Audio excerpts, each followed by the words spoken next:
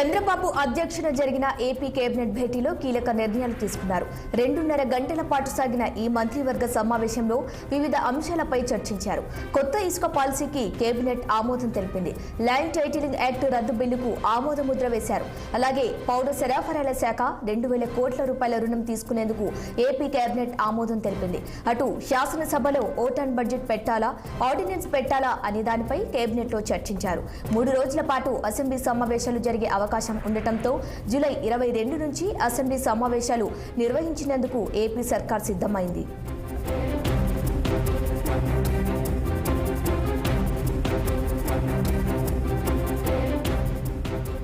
ఇక ఇదే అంశంపై మరింత సమాచారం మా ప్రతినిధి కృష్ణ ఫోన్ లైన్ లో అందించేందుకు సిద్ధంగా ఉన్నారు.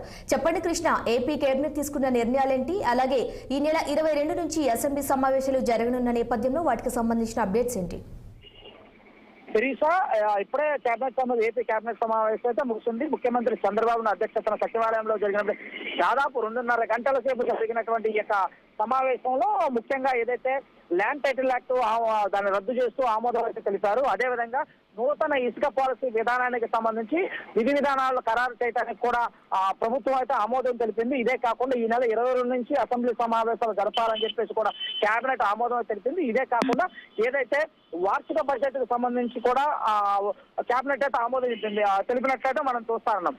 ఇదే కాకుండా ప్రధానంగా ఏదైతే పంటల బీమాకు సంబంధించి కూడా పంటల బీమా ప్రీమియం సంబంధించి కూడా ఒక త్రిసభ్య కమిటీని కూడా వేస్తూ కూడా ఈ రోజు కేబినెట్ తీర్మానం అయితే చేసింది. అదేవిధంగా పౌర సరఫరాల శాఖకు సంబంధించి 2,000 కోట్ల రుణం తీసుకోవడానికి ప్రభుత్వం గ్యారంటీగా ఇస్తూ దానిపైన కూడా ఆమోద ముద్ర వేసినట్లయితే మనకి అధికారికంగా తెలుస్తుంది. అదే కాకుండా ఏదైతే ప్రభుత్వము రైతుల దగ్గర నుంచి బియ్యం కొనుగోలు, రైతుల దగ్గర నుంచి ధాన్యం కొనుగోలు సంబంధించి ఎన్సీడీసీ దాదాపు 3,200 కోట్ల రుణం పొందడానికి, అదే వ్యవసాయానికి ప్రభుత్వం గ్యారంటీ ఇస్తూ కూడా కేబినెట్ ఆమోదం తీసుకుంది.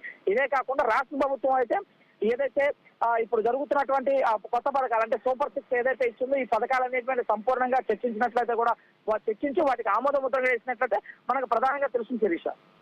Okay right Krishna, thank you.